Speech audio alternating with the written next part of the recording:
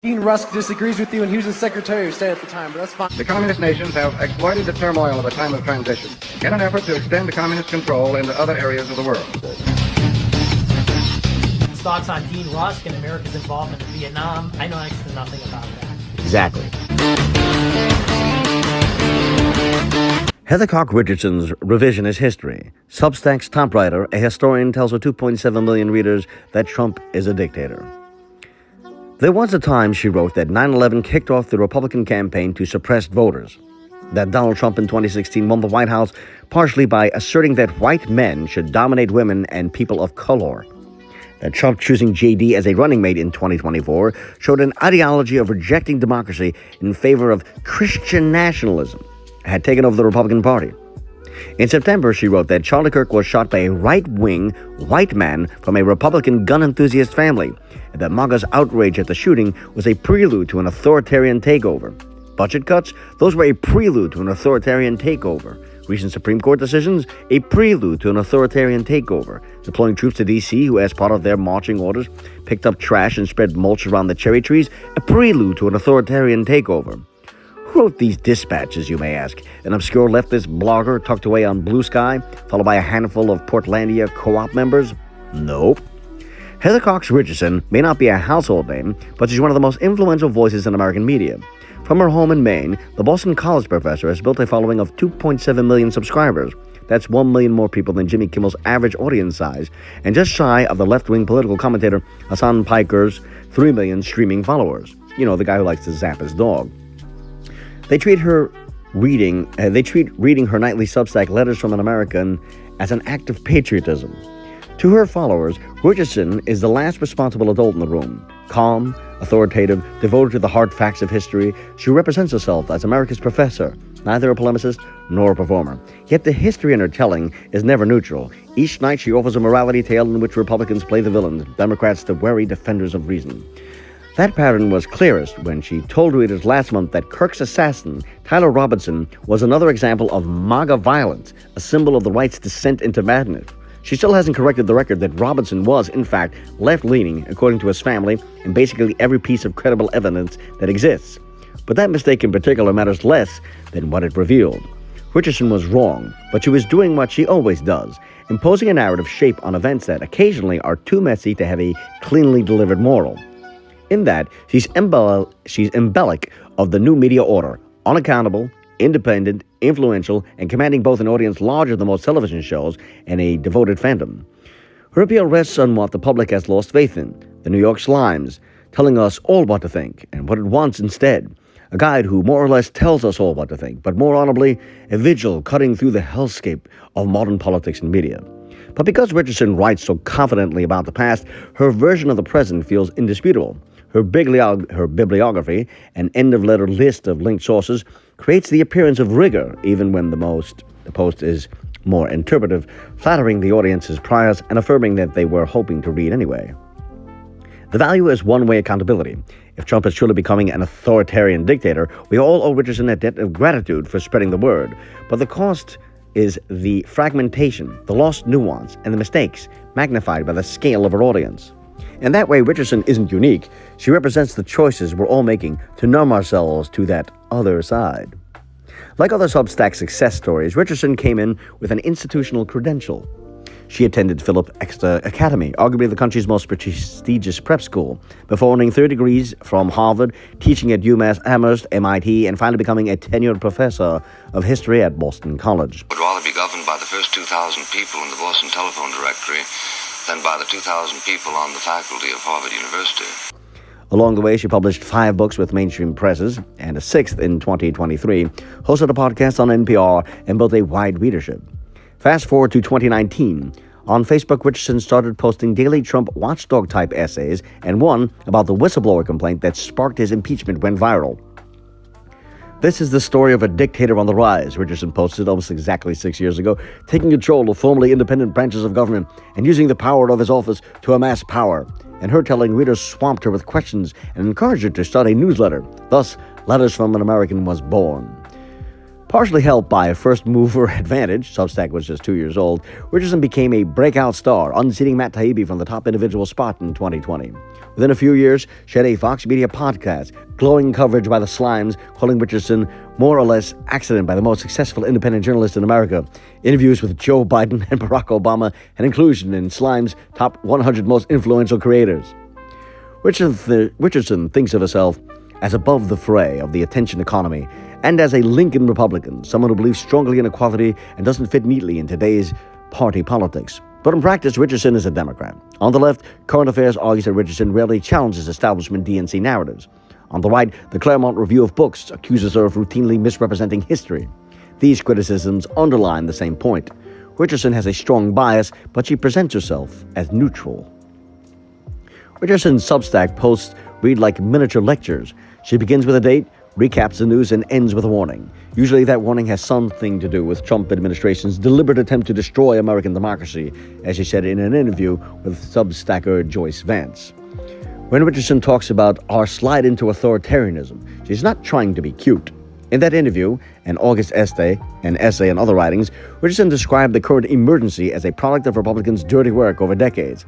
McCarthy, who these people always get wrong, then so-called movement conservatives, then Nixon, who they also get wrong, then Reagan, who they lie about, then Newt Gingrich, who they don't understand, then George W. Bush, who they would have surrendered to the enemy to under, plus an anonymous Bush aide that Richardson loves to quote, each built on the tactics and ethos of the predecessors to destroy the government and subvert democratic norms.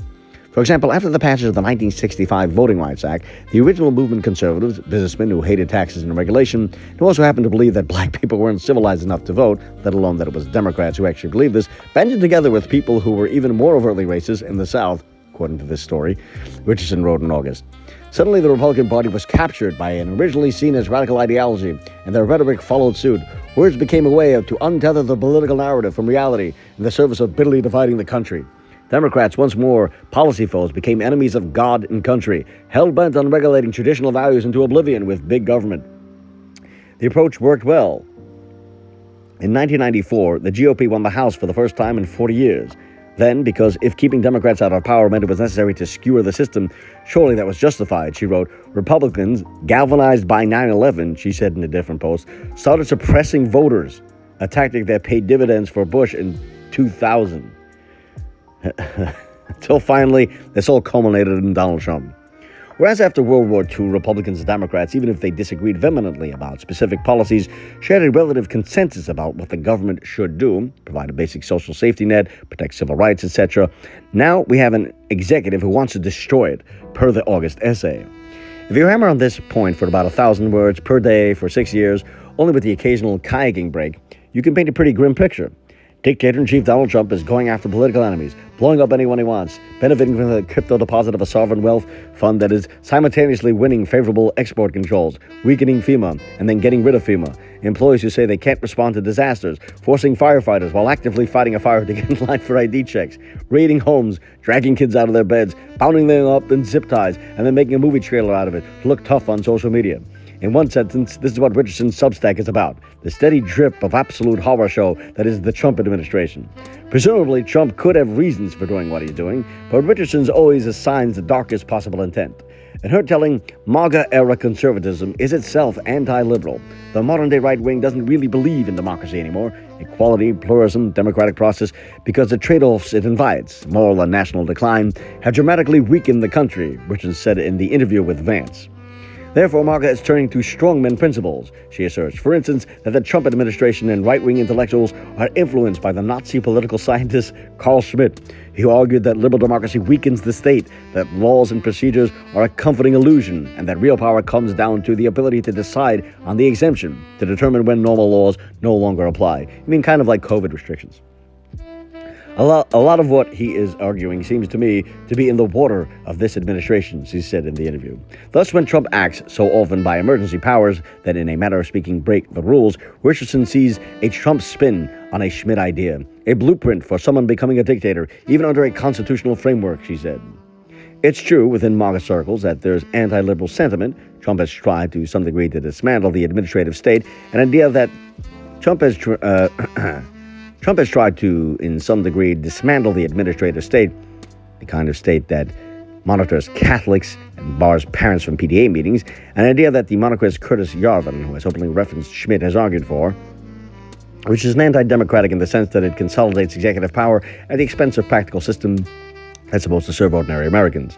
As Richardson put it in February, not the president himself. It's also true Trump is keeping company with Christian nationalists like Viktor Orban, Prime Minister Strongman, and thanked Hungary's democracy Russell Vought, who Trump has evidently tasked with expanding presidential control over the entire federal budget process. Apparently, it means that MAGA literally wants authoritarianism. MAGA, not unlike the left, is a hodgepodge of factions who disagree, and many conservatives would describe Trump's most extreme actions, blowing up drug boats without the right paperwork, etc., more charitably. Someone is doing something finally about issues they care about, crime and immigration, a lot. You can look at it as a rebellion against the establishment to restore our republic, as a conservative activist Christopher Rufo recently put it, or you can look at it the way Richardson does, citing a random internet commentator, just textbook 1930s fascism. Indeed, one of Richardson's most radical claims is that it looks like members of Trump's inner circle are creating a system that will make it possible for them to retain control over the country even without Trump, she wrote in August. This is rich coming from Obama supporters. She didn't label it authoritarianism per se, but she might as well have. There is definitely a philosophical, a mechanical, and a personal attempt to overturn American democracy, she told Vance.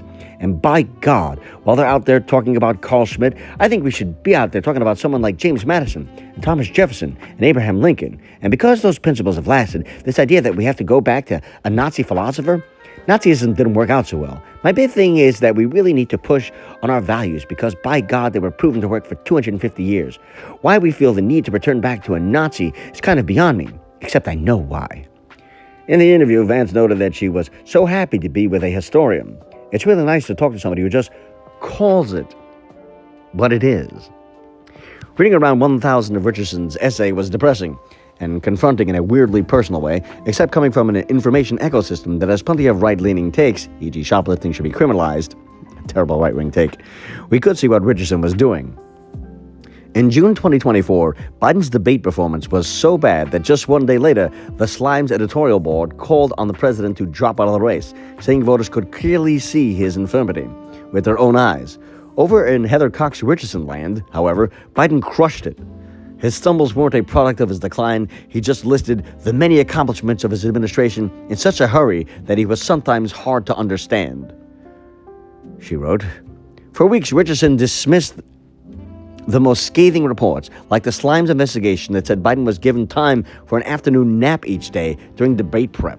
While her own readers argued in the comments of her Project 2025 post about whether Biden was too senile for the gig, in late July, when the former president finally dropped out, Richardson maintained that the reaction to the debate, a drumbeat of stories, a media freakout she called it, plus outcry from Democrats, was more remarkable than the debate itself. Increasingly, that drumbeat imperiled his re-election, opening the way for Trump's election to install a dictatorship of Christian nationalism, she wrote. The first week of October, Trump deployed National Guard soldiers to Chicago on the authority, the administration argued, of Title X, which allows the president to federalize National Guard units in cases of invasion, rebellion, and when regular law enforcement can't execute U.S. laws. To Richardson, however, there is no crisis in Chicago. It's called the homicide rate. That warrants there is no crisis in Chicago that warrants federal intervention, and indeed any instability in Chicago was caused by the federal any instability in Chicago was caused by the federal agents who, besides raiding buildings, shot and killed Chicago resident Silvio Villegas Gonzalez, not mentioned he drove his car toward agents and dragged an ICE officer, and shot an unarmed woman, Miramar Martinez, not mentioned, of course. Prosecutors said Martinez also indeed had a loaded gun but didn't use it, aggressively chased federal vehicles in her car while live streaming on Facebook. To Richardson, the situation was reminiscent of the Nazi teachings of Schmitt, she wrote. It's true that people are getting shot for political reasons in America. That seems like a decent bit of history that one could trust a historian to unpack with sobriety.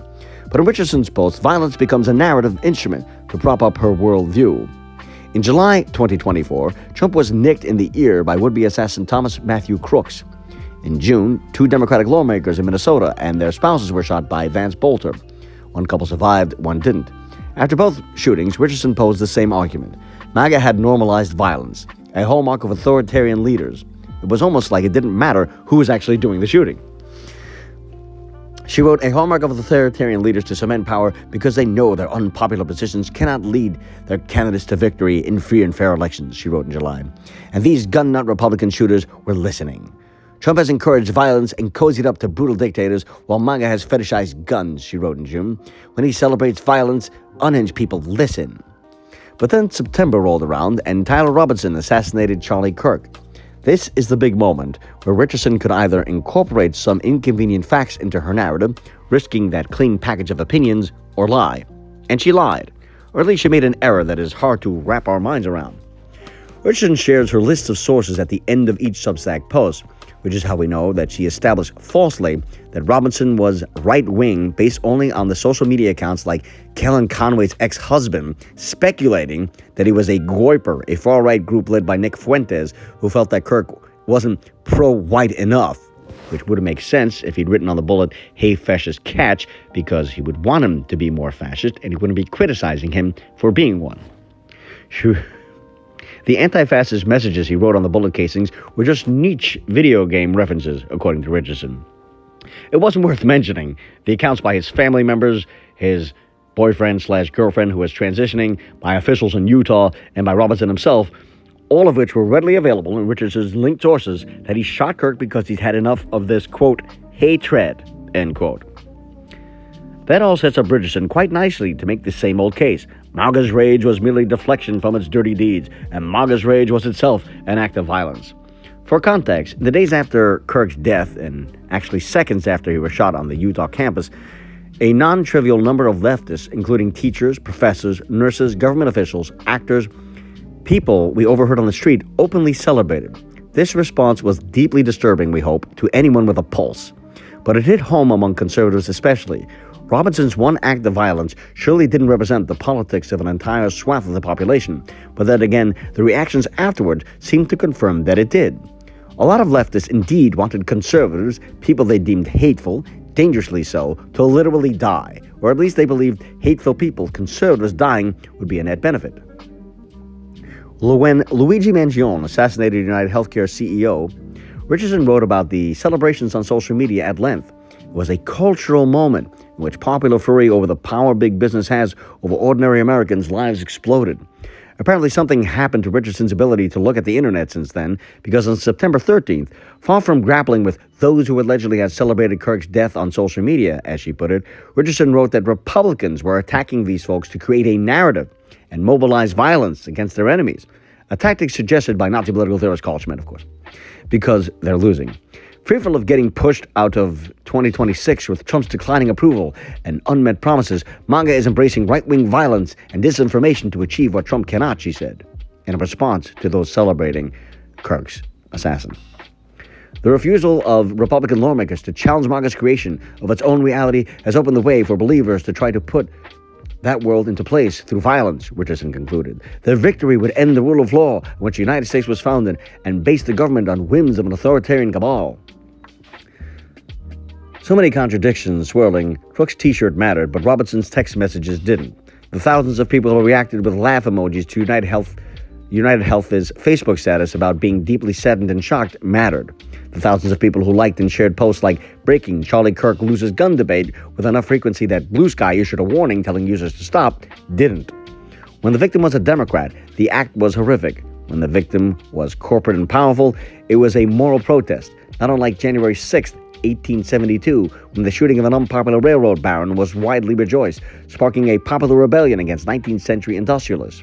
The through line is obviously that violence is only allowed to mean something politically when it can be assigned to the right's authoritarian power grabs and rhetoric, which means violence is abstract. Violence isn't violence at all, just something that can happen to the people you agree with. And it's great reading if you're a Democrat. Amazingly, the National Press Club that described Richardson as striving to enable the readers to make their own decisions, while the Times recently said her voice was distinctly unscruffled. But Richardson is closer to Candace Owens or Piker personalities with earnest beliefs that, thanks to the marketplace of ideas that is the internet, hold and profit from attention. Only Richardson is reskinned for the NPR tote-carrying iPad boomers. Her core reader is older, college-educated, liberal, and scrolling Substack with the same fervor they once thought bought into inhaling every word of the slimes. They are the adults in the room, on the right side of history. The right side of history is something that these people say when they can't admit that Comey lied. And the other side has gone mad. They feel put off by the meanness of social media, and yet they share a kind of desperation. Remember, they're repeatedly told we're becoming an authoritarian state that can verge an open hostility to Republicans. And in that, they share a kinship. And Luis right on. Per% exchange on Heather's blog about America's government being regime bent on destruction. Exactly, Michelle. The comments may not have the conspiracism that, say, QAnon defenders might, but there still is a lot of fury, fatalism, and even apocalyptia. If ever there existed a time in this nation to resist the transfer of power to a dangerous, dumbass, and fascist administration, it is now, declared Karen in December. Somehow, thankfully, they're old and will die soon, as Phil wrote last week. At 84, the bend in life's curves is getting sharper. For me, not much longer, thank God.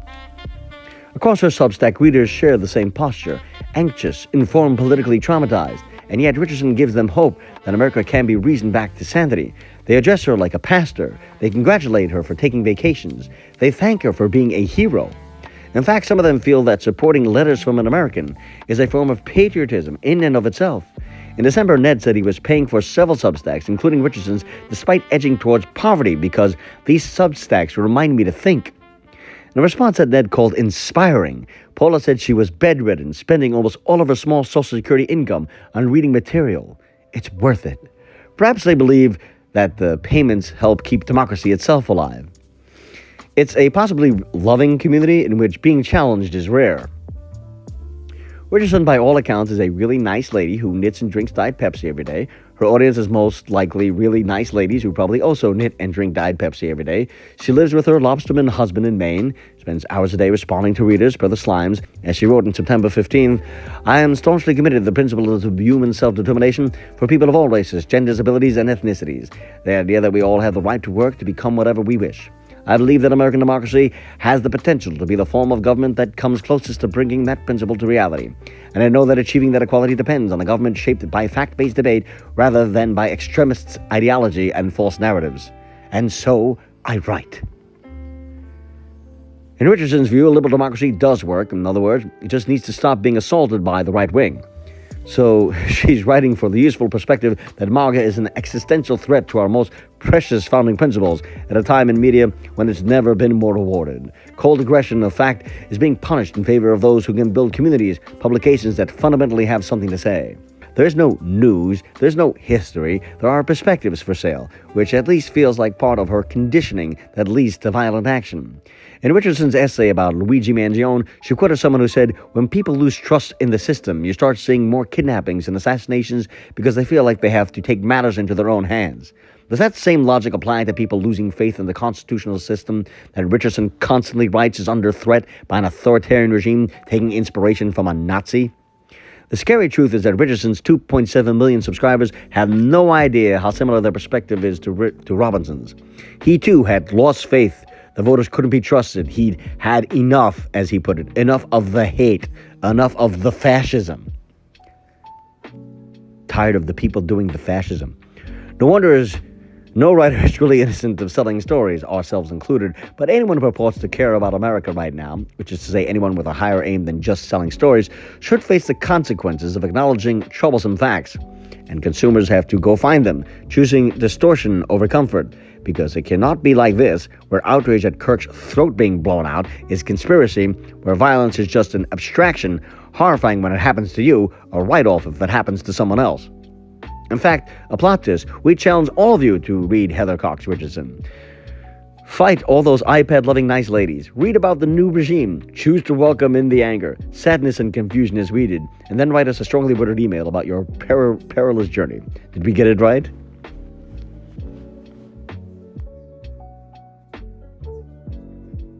Not as victors, but as an honorable people who lived up to their pledge to defend democracy and did the best they could.